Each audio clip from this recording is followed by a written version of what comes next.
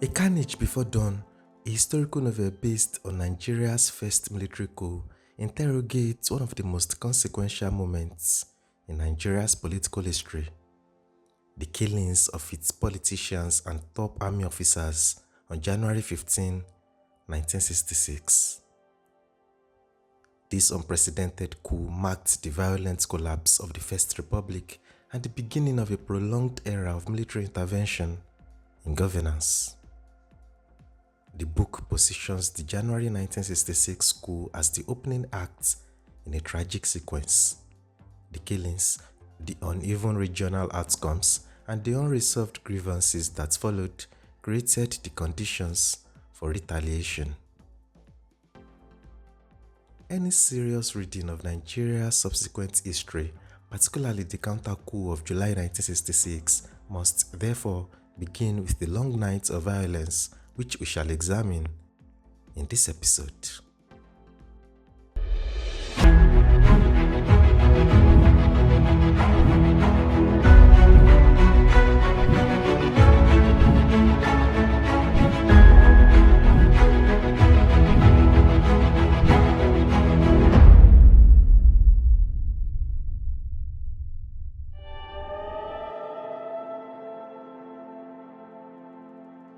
A Carnage Before Dawn presents Nigeria's first coup d'etat as a carefully incubated revolt masked by normalcy. On the eve of January 15, 1966, senior officers of the Nigerian Army gathered at the Apapa residence of Brigadier Zakari Maimalari, commanding officer of the 2 Brigade. The cocktail party, organized by his brigade major Emmanuel Ifeajina, symbolized the confidence of a military hierarchy that believed itself secure and insulated from internal dissent. The presence of Major General Johnson Aguiyi-Ironsi, the general officer commanding, reinforced this illusion of stability. What the novel reconstructs and history confirms is that this atmosphere of readiness concealed a coordinated conspiracy already in motion. The coup did not emerge from marginal actors excluded from power. It was engineered within the officer corps by men who understood its routines, loyalties, and vulnerabilities. The coup, therefore, was a betrayal of institutional trust rather than merely an attack on civilian authority.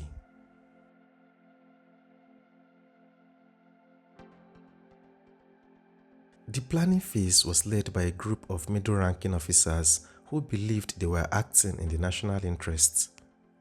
Meeting at Ifeajuna's residence in Apapa, officers such as Majors Adewale Ademoyega and Chris Anuforo articulated a revolutionary justification rooted in opposition to corruption, ethnic favoritism, and political decay.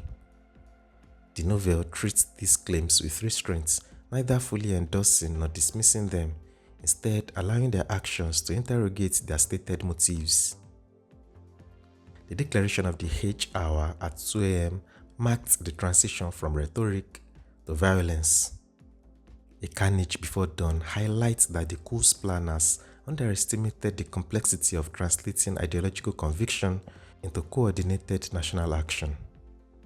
While the plot was ambitious, it relied heavily on personal loyalty, fragmented communications, and the assumption that resistance would be minimal.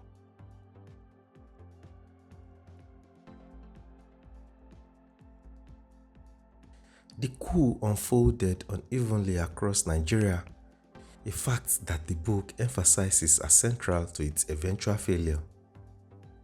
In Kaduna, Major Chukwuma Kaduna Nzeogu executed what became the most decisive and symbolically charged operation of the coup. Under the guise of a military exercise, he led troops to assassinate the premier of the northern region, Sir Ahmadu Bello, the Sultana of Sokoto. The killing of the Sultana, along with his wife and bodyguard, transformed the coup from a political intervention into a national trauma. Simultaneously, other operations revealed varying degrees of brutality. The murder of Brigadier Samuel Ademulegun and his pregnant wife by Major Timothy Onwantuegu marked a profound moral rupture within the army. The subsequent killing of Colonel Raphael Shodeyinde further decimated senior military leadership in the north. In the west, the attempted arrest in Ibadan led to the death of Chief Ladoke Akintola after armed resistance.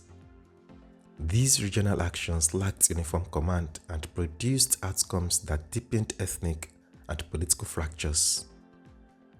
A Carnage Before Dawn presents these events as evidence that the coup was not a single coherent operation, but a series of loosely connected actions driven by individual initiative and diverse interpretations of revolutionary duty.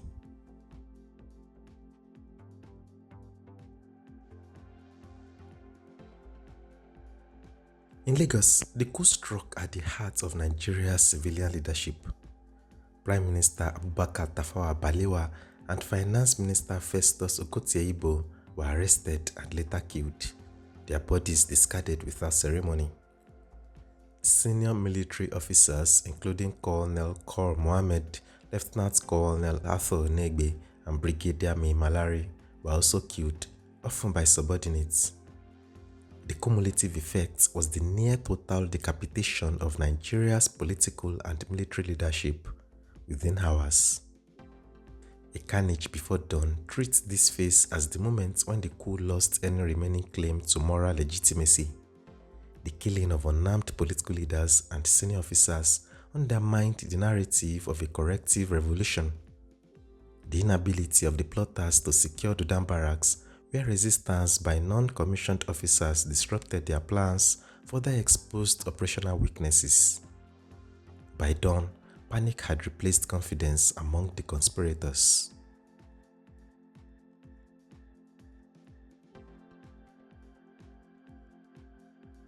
The failure of the coup became evident as Major General Aguiyi-Ironsi moved to reassert control. Lieutenant Colonel Yakubu Gowon's actions in Ikeja, including the arrest of Captain Emmanuel Nwombosi, demonstrated that the army remained capable of internal correction.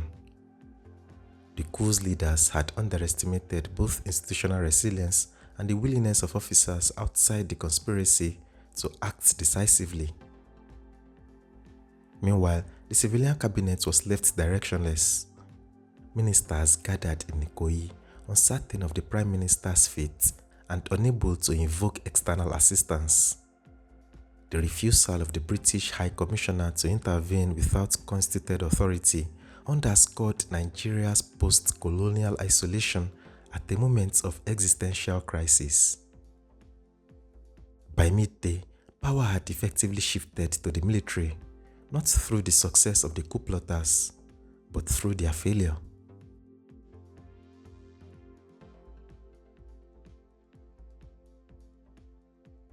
A Carnage Before Dawn concludes not with resolution but with foreboding.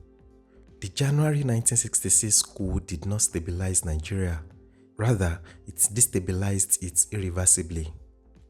While Aguiyi-Ironsi emerged as head of state, the ethnic pattern of the killings, the perceived imbalance in subsequent prosecutions, and the suspension of the federal structure generated deep resentment, particularly within the Northern Officer Corps. The novel's greatest strength lies in situating the January coup as a beginning instead of an endpoint. The violence of that morning planted the seeds of vengeance, fear, and mistrust that would erupt 6 months later in the counter-coup of July 1966.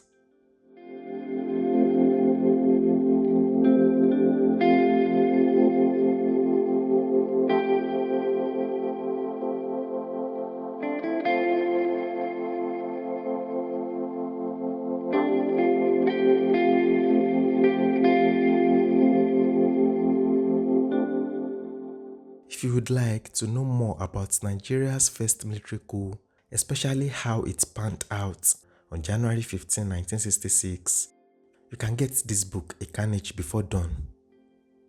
The link is in the description.